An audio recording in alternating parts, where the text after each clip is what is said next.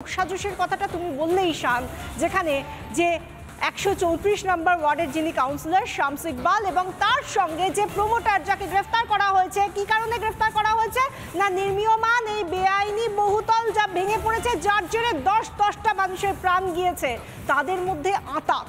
আর আঁতাতটা খুব একটা ভালো আঁতাত কিন্তু নয়। আর এই শুরুটা হয়েছিল বেশ কয়েক বছর আগে, এই তৃণমূলের সরকার আসারও আগে। সেই সময় বাম আমলের সরকার চলছে, সেই সময় রাজ্যের সদর প্রশাসনিক ভবন নবান্ন নয়, সেই সময় প্রশাসনিক ভবন ছিল কি না মহাকরণ। সেখান থেকে সমস্ত কিছু প্রশাসনিক দায়িত্বভার সামলানো হতো। আর সেই জায়গা থেকে এবার দেখা যাচ্ছে কি না এই মানুষগুলো তখনও এই ইকবালরা মেটিয়াবুরুজ এলাকায় তারা একের পর একভাবে মৌরসি পাট্টা চালিয়ে গিয়েছিল। এখনও এই পরিবর্তনের সরকারের আমলেও তারা সেইভাবেই নিজেদের মৌরসি পাট্টা চালিয়ে যাচ্ছে এবং তাদের ডান হাত হিসেবে কাজ করেছে কে না মোহাম্মদ ওয়াসিম, সেই প্রমোটার যে এখন তার যাকে গ্রেফতার করা হয়েছে 14 দিনের পুলিশ হেফাজতের কথা ইতিমধ্যেই আমরা জানি তার। আর সেই জায়গা থেকে দুধওয়ালা কিভাবে আস্তে আস্তে আস্তে আস্তে এত বড় একজন প্রমোটার হয়ে গেল, সেই দিকেই নজর রাখছি আমরা। একের পর এক পরত রয়েছে এই দুধওয়ালার প্রমোটার হওয়ার পেছনে, তাই তো ঈশা? একেবারেই তাই বিশাখা। গতকাল আমরা বলেছিলাম যে এই মুন্না ইকবাল শামস ইকবালদের সামনের ব্যবসা দুধের ব্যবসা, আর পিছনে আরো কোন কোন অবৈধ ব্যবসা চলে তাই নিয়েও বিশদ প্রতিবেদন আপনাদের আমরা দেখিয়েছিলাম। আর এই যে প্রমোটার গ্রেফতার হয়েছেন সেই ওয়াসিমেরও একই ব্যবসা, দুধের ব্যবসা। এলাকার লোকজন বলছেন এই দুধের ব্যবসার সূত্রেই ঘনিষ্ঠতা, এই দুধের ব্যবসার হাত ধরেই পরস্পরের পার্টনার। আর সেই কাউন্সিলরের এলাকায় সেই প্রমোটার যখন বেআইনি অত বড় বাড়িটা তুলছিলেন তখন নাকি কাউন্সিলর কিছুই জানতেন না। বিশাখা বলছিল বাম আমল থেকে কিভাবে এদের উত্থান শুরু, তারপরে তৃণমূল আমলে এসে 2011 সাল থেকে শুরু হলো জমির দালালি, বাড়ি কেনা বেচার দালালি, জমির দালালি, বাড়ি কেনা বেচার দালালি অবাধে চলতে থাকলো। দুপক্ষের কাছ থেকেই নাকি এই বীরপুঙ্গব প্রমোটার তিনি দুপক্ষের কাছ থেকেই নাকি কমিশন আদায় করতেন, এবং শুধু কমিশন আদায় করতেন তাই নয়, তারপর সেখানে প্রমোটিং শুরু হলো, একের পর এক বেআইনি বাড়ি উঠতে শুরু করলো। 3 ফুট রাস্তা আছে কি নেই ঠিক নেই, সেখানে 6তলা বাড়ি উঠে যাচ্ছে। কোন জমিতে বাড়ি উঠছে তার সুনির্দিষ্ট দলিল আছে কিনা, সেটা জলাভূমি ছিল কিনা, কোনো কাগজপত্র কোনো কিছুই নাকি দরকার হতো না। এবং এইভাবে সমস্ত রকম বেআইনি কার্যকলাপ করে পরপর একের পর এক বহুতল ফ্ল্যাট তুলতে তুলতে তুলতে আজকে এইরকম কোটি কোটির ব্যবসা এরকমভাবে ফুলে ফেঁপে ওঠা। এমনটাই খবর এলাকা থেকে উঠে আসছে যে দুধ ব্যবসায়ী ছিলেন কিছু বছর আগেও, এখনও সেই দুধের ব্যবসা চলে, কিন্তু তার নেপথ্যে হঠাৎ করে এরকম প্রমোটারির ব্যবসা করে হঠাৎ কবেই প্রমোটার হয়ে উঠলেন আর কবে এত ফুলে ফেঁপে উঠলেন, কিভাবেই বা এত তাড়াতাড়ি এত উত্থান, সেই প্রশ্ন উঠছে, তাই নয় কি বিশাখা? একদমই এই প্রশ্নগুলো উঠছে। আর সেই সঙ্গে প্রশ্ন উঠছে সেই যে আঁতাতের কথা বলছিলাম, যে আঁতাত অর্থাৎ 134 নম্বর ওয়ার্ডের যিনি কাউন্সিলর শামস ইকবাল এবং এই প্রমোটার মোহাম্মদ ওয়াসিম, তাদের মধ্যে যে যোগসাজশের কথা বলছি সেটাই আপনি এখন স্ক্রিনে দেখতে পাচ্ছেন। এই যে এতদিন ধরে তাদের যে যোগসাজশ, সেই যোগসাজশটা কেন? সেই যোগসাজশটার কারণ হচ্ছে এই যে প্রমোটার তার সঙ্গে শামস ইকবাল তার একটা ঘনিষ্ঠ সম্পর্ক রয়েছে, সেটাও আবার ব্যবসায়িক সম্পর্ক। কিরকম? এই যে শামস ইকবালের ব্যবসায়িক পার্টনার বা বিজনেস পার্টনার কে না, বিজনেস পার্টনার হলো ধৃত প্রমোটার মোহাম্মদ ওয়াসিম।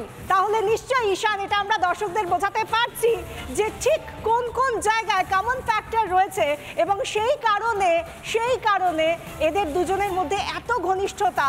এবং সেই জায়গা থেকে আরেকজনের নাম বলতে হয়, ববি হাকিম, ফিরহাদ হাকিম, রাজ্যের যিনি পুর নগরোন্নয়ন মন্ত্রী, তিনিও পর্যন্ত সব সময় বলে আসছেন কি যে কাউন্সিলর কি করে জানবেন, কাউন্সিলরের তো জানার কথা নয়, জানার কথা প্রশাসনের। আচ্ছা মেয়র সাহেব একটা কথা বলবেন প্লিজ, যে আপনিও তো প্রশাসনের একজন বলতে গেলে অন্যতম আপনি একজন সৈনিক, তাহলে কি সবটা আপনি জানেন? সমস্ত দায় কি আপনার যদি কাউন্সিলরের না হয়? এই বিষয় নিয়ে অবশ্যই আমরা আপনাকে প্রশ্ন করব। ঈশান, এই বিষয় নিয়ে তো প্রশ্ন করতেই হবে। এই বিষয় নিয়ে প্রশ্ন তো করতেই হবে বিশাখা। আসলে যেমনটা তুমি প্রশ্ন করছিলে বিশাখা, যে আমরা নিশ্চয়ই দর্শকদের সবটা বোঝাতে পারছি, আসলে দর্শক সব বুঝতে পারছেন, আসলে পশ্চিমবঙ্গের মানুষ বুঝতে পারছেন, ওই মেটিয়াবুরুজ গার্ডেন রিচের মানুষ বুঝতে পারছেন। সকলে সব বুঝতে পারছেন, শুধু মেয়র ফিরহাদ হাকিম কিছু বুঝতে পারছেন না। কিভাবে এত বড় ঘটনা ঘটে গেল সেটা কাউন্সিলর শামস ইকবাল বুঝতে পারছেন না, আর প্রমোটার তো নিশ্চয়ই আরোই বুঝতে পারছেন না। তার তো জানারই কথা নয় তিনি অত বড় বাড়ি তুলছিলেন, কিন্তু তারপরেও এরকম ঘটনা ঘটে গেল কি করে। এবার কয়েকটা ছবি দেখাই। একটা খাটালের ছবি দেখতে পাচ্ছি, একেবারে ঘন জনবসতিপূর্ণ এলাকায় এবং পৌর এলাকা, মিউনিসিপ্যাল টাউন, সেইখানে এইভাবে রমরমা খাটাল চলছে। দুধের ব্যবসার কথা বলছিলাম একটু আগে। 134 নম্বর ওয়ার্ডের কাউন্সিলর 134 নম্বর ওয়ার্ডের কাউন্সিলর শামস ইকবাল বা তার আগে তার বাবা মুন্না ইকবাল এবং এই গ্রেফতার হওয়া প্রমোটার ওয়াসিম, এরা ওই এলাকার দাপুটে লোক, তারা দুধের ব্যবসা করেন, ফলে এলাকায় খাটাল তো চলতে দিতেই হবে। যে খাটালের ছবি এই মুহূর্তে দেখাচ্ছি, এই খাটালটা 134 নম্বর ওয়ার্ডের নয়। 134 নম্বর ওয়ার্ডের সীমানা ছেড়ে 5 মিনিট এগোলেই মহেশতলা পুরসভার এলাকা পড়ছে এবং সেখানে দেখতে পাচ্ছেন ঘন জনবসতিপূর্ণ এলাকায় এরকম খাটাল চলছে। পৌর আইন যতদূর জানা যায় তাতে ঘন জনবসতিপূর্ণ এলাকায় এরকম ঘিঞ্জি জায়গা যেখানে এত লোকজন বাস করেন তার মাঝে এরকম মিউনিসিপ্যাল টাউনে খাটাল চালানোর নিয়ম নেই, এটা অবৈধ, এটা বেআইনি, কিন্তু খাটাল ওখানে চলছে। খাটাল ওখানে চলছে। খাটাল ওখানে শুধু চলছে না, এলাকা থেকে অভিযোগ আসছে 134 নম্বর ওয়ার্ডের মধ্যেও দীর্ঘদিন এই অবৈধ খাটাল রমরমিয়ে চালিয়ে গিয়েছেন ইকবালের পরিবার এবং এই ওয়াসিমরা। যদিও সেই খাটাল পর্যন্ত পৌঁছতে আমাদের প্রতিনিধিকে বারবার বাধা দেওয়া হয়েছে, ঠিক যেমন আজ সকাল থেকে রিপাবলিক বাংলার প্রতিনিধিরা যারা ওখানে ছিলেন তাদের অনেককেই বাধা পেতে হয়েছে ওই ধ্বংসস্তূপে যে উদ্ধার কাজ চলছে তার ছবি তুলতে। কারণ রিপাবলিক বাংলার ক্যামেরার সামনে যদি এই ছবি চলে আসে তাহলে অনেক অসুবিধা হয়, কিন্তু আশেপাশে অবৈধ খাটাল যে চলছে সেই ছবি আসছে। কেন চলছে তার কারণটা বোধহয় এই ছবিতে বুঝতে পারছেন। বারবার অস্বীকার করছিলেন না যে এই প্রমোটারের সঙ্গে কোনো সম্পর্ক নেই, এই প্রমোটার কি করছিলেন ওনারা জানেন না, কিন্তু কাউন্সিলর আর প্রমোটারের ঘনিষ্ঠ ছবিগুলো দেখুন, একেবারে হাতে হাত, গলাগলি। এরা নাকি পরস্পরকে চেনেন না, এই কাউন্সিলরের পক্ষে নাকি কিছুই জানা সম্ভব ছিল না, এটা মেয়র বলছেন, কিন্তু ছবি তো কথা বলছে। পরস্পরকে কতটা চেনেন, পরস্পরের কতটা ঘনিষ্ঠ তারা এই ছবিতে স্পষ্ট দেখা যাচ্ছে। ঠিক একইভাবে ফিরহাদ হাকিমও হয়তো গতকাল অস্বীকার করে দিতে পারতেন যে তিনি এই কাউন্সিলরকে আদৌ চেনেন কিনা। আসলে ওই এলাকায়, ওই মেটিয়া বুরুজ গার্ডেন রিচ এলাকায়, ওই বন্দর এলাকায়, ওই শিপ বিল্ডার্সের স্ক্র্যাপের ব্যবসা যে এলাকায় চলে সেই এলাকা থেকে অনেক কিছু অংশীদারিত্বের বিষয়ে যদি নিজেদের মধ্যে না থাকতো তাহলে বোধহয় মেয়র অনেক সহজে অস্বীকার করতেন, কিন্তু মেয়রের সঙ্গে অনেকগুলো ছবি ওই কাউন্সিলরের রয়েছে, আর কাউন্সিলরের সঙ্গে এবার অনেকগুলো ছবি এই প্রমোটারের রয়েছে, যে প্রমোটার ইতিমধ্যেই গ্রেফতার। এরপরেও বলবেন যে আপনারা কিছুই জানতেন না? বিশাখা, এরপরেও কি এরা এই কথাগুলো বলতে পারবেন? আমি জানি না সত্যি এর পরবর্তী সময় এরা কি বলবেন, তবে আমরা একটা কথা জানি যে ছবি কথা বলে। ঈশান, আমরা সেই ছবিগুলো যদি একটা একটা করে দেখাই তাতেই বোঝা যায় কার সঙ্গে কার কি ঘনিষ্ঠতা রয়েছে। যেরকম আমরা এখন যে ছবিটা দেখাচ্ছি তা হলো এই 134 নম্বর ওয়ার্ডের যিনি কাউন্সিলর, যার দিকে এখন সবার নজর, সেই শামস ইকবাল, তার জন্মদিনের সেলিব্রেশন হচ্ছে। সেলিব্রেট করার জন্য কে রয়েছেন সামনে, কে কাকে মিষ্টি মুখ করাচ্ছেন? ফিরহাদ হাকিম মিষ্টি খাইয়ে দিচ্ছেন শামস ইকবালকে, শামস ইকবাল আবার মিষ্টি খাইয়ে দিচ্ছেন ফিরহাদ হাকিমকে। কি সুন্দর ছবি বলুন তো, কি সুন্দর জন্মদিনের উদযাপন হচ্ছে।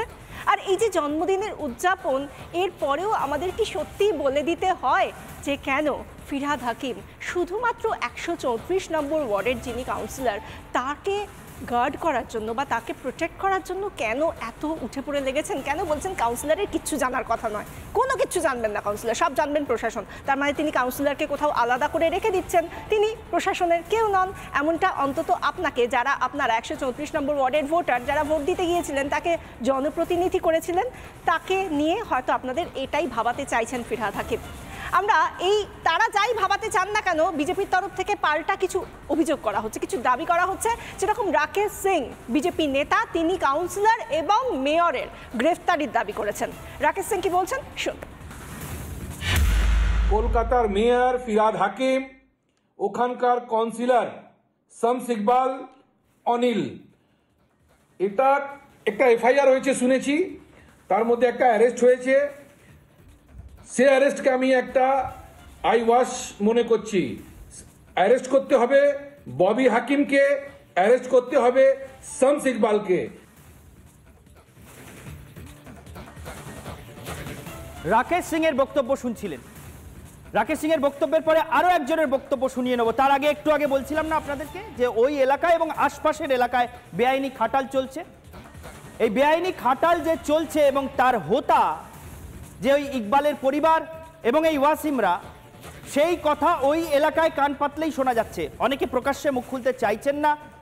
ইকবালদের নিজেদের খাটাল পর্যন্ত পৌঁছতে গেলে সেই রাস্তা নানাভাবে মিসগাইড করা হচ্ছে যাতে ওই খাটাল পর্যন্ত পৌঁছানো না যায়, কিন্তু আশেপাশের ছবিগুলো তো চাপা দেওয়া যাচ্ছে না। 5 মিনিট দূরত্বে আরেকটা পৌর এলাকা, সেখানে বেআইনিভাবে কিভাবে খাটাল চলছে সেই ছবি আমরা তুলে ধরেছি।